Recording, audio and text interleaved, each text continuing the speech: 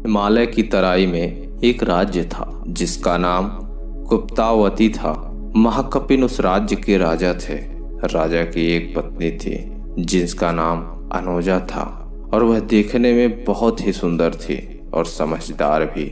वह राजा के हर पुण्य के काम में हाथ बटाती थी, लेकिन राजा खुश नहीं थे। उन्हें लगता था कि उन्हें कुछ ऐसे फैसले लेने पड़ते हैं जो उनसे पाप करवाते हैं। वह हमेशा सुख की खोज में लगे रहते थे ताकि उनके पाप कम हो सके।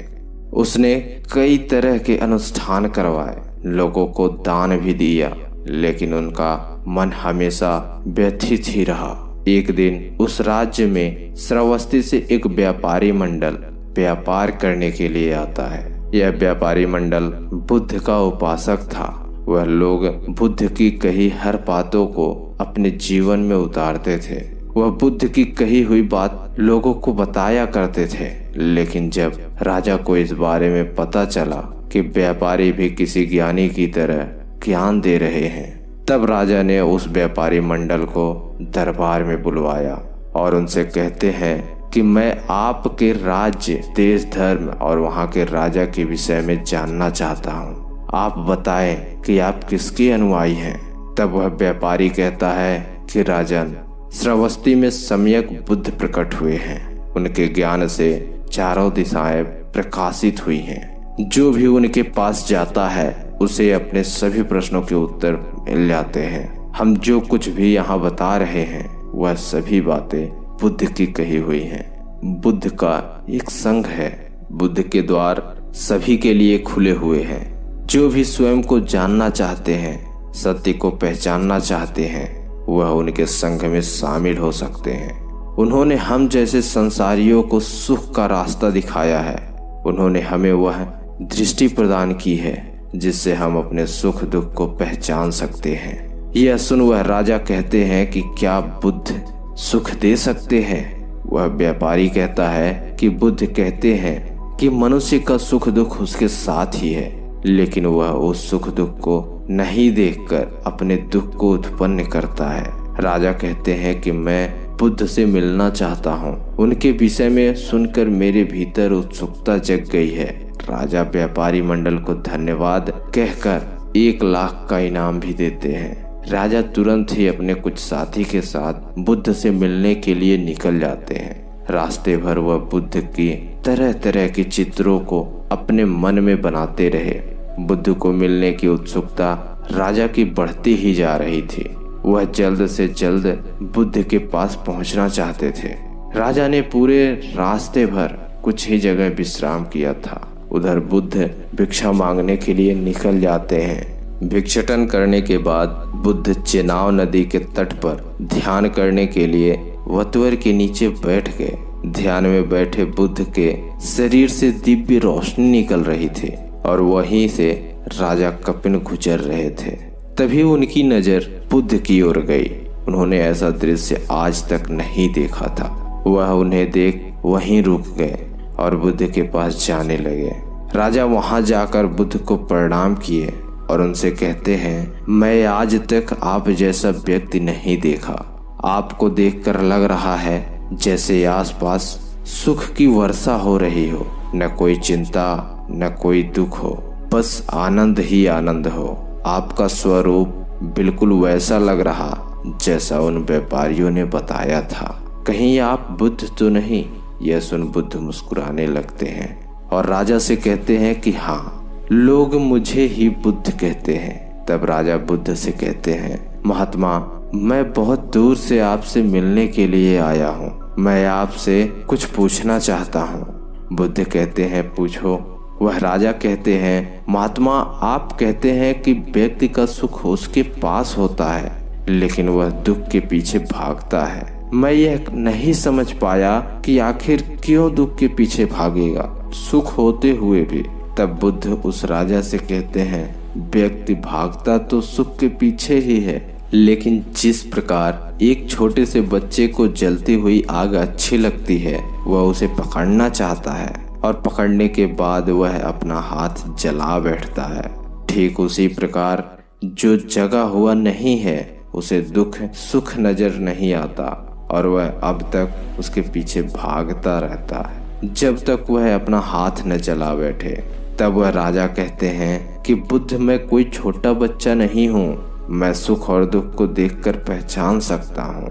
तब बुद्ध कहते हैं कि सामर्थ्यवान व्यक्ति चाहता है कि वह एक शक्तिशाली राजा बने और उस चाहत को पूरा करने के लिए वह दिन और रात चाहत में निकाल देता है। वह हर समय केवल यही सोचता है कि कैसे वह राजा का हैसियत हासिल करे। वहां पहुंचने में उसे अपना सुख नजर आता है, लेकिन वह उस सुख को नहीं देख पाता जो उसे मिला हुआ है। तब वह यह नहीं देखता स्वस्थ भी है और सामर्थ्य भी है, यह सुख उसके साथ है, लेकिन वह इसका आनंद नहीं ले सकता क्योंकि वह तो अपना सुख उसमें ढूंढ रहा है जो उसके पास है ही नहीं।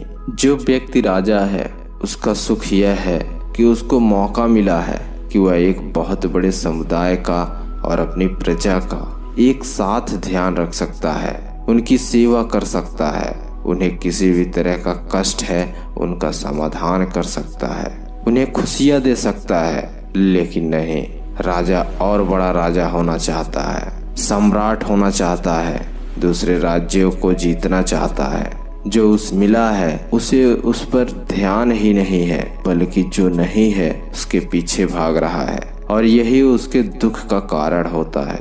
बुद्ध राजा कपिन से कहते हैं कि राजन, तुम भी तो सुख के पीछे भाग रहे हो, सुख के पीछे भागना ही तुम्हारे दुख का कारण है, तुम अपने सुख को देख नहीं पा रहे हो। यह सब सुनकर राजा के अंतर्नेत्र खुल गए, उसकी सारी शंकाएं दूर हो गई। वह तुरंत बुद्ध के चरणों में गिर जाते हैं और उन्होंने बुद्ध से प्रवज्ञा के लिए प्रार्थना की। बुद्ध राजा को उठाए और उन्हें प्रवज्ञा की अनुमति दे दी।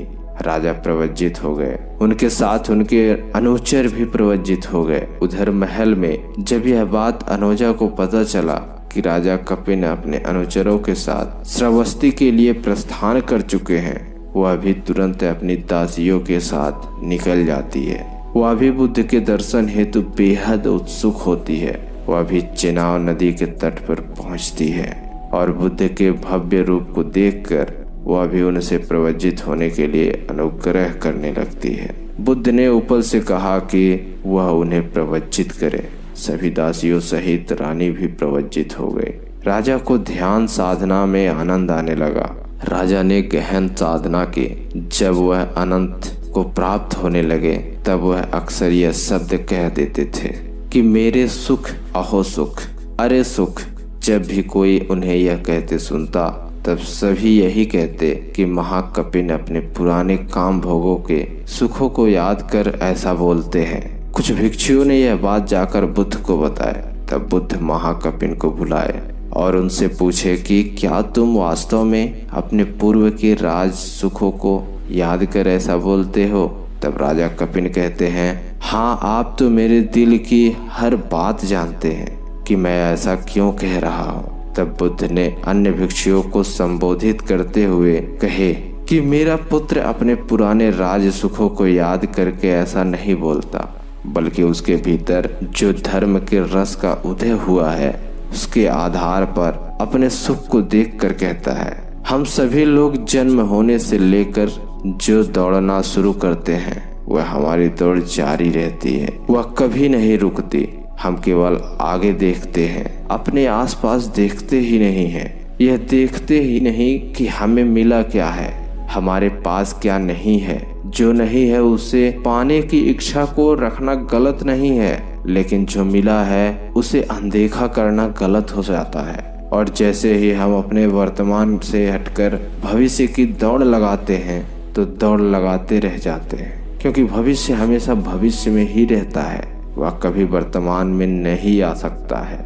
बुद्ध यह नहीं कहते कि आप अपने भविष्य के लिए तैयार मत रहिए या उदास रहिए। बुद्ध केवल इतना चाहते हैं कि आप जो कुछ भी करें वर्तमान में करें, उसके बाद भविष्य तो आपका स्वयं ही बदल जाएगा। बुद्ध तो चाहते हैं कि आप जागृत हो, तभी आप सही फैसले ले पाएंगे, अपने किए हुए कार्य को समूह महसूस कर पाएंगे। अभी तो आप अपने जीवन के निकलने वाले संशय को भी महसूस नहीं करते और भविष्य की रचना कर लेते हैं और उस भविष्य को पाने के लिए हम सब कुछ करते हैं, चाहे वह सही हो या गलत। बुद्ध चाहते हैं कि आप इतना समझदार बने कि सही और गलत को समझ सके, यह समझ सके कि वर्तमान को बनाने से भविष्य बनता है, भविष्य को बनाने से वर्तमान नहीं। आपको यह वीडियो कैसा लगा कमेंट करके जरूर बताएं। धन्यवाद।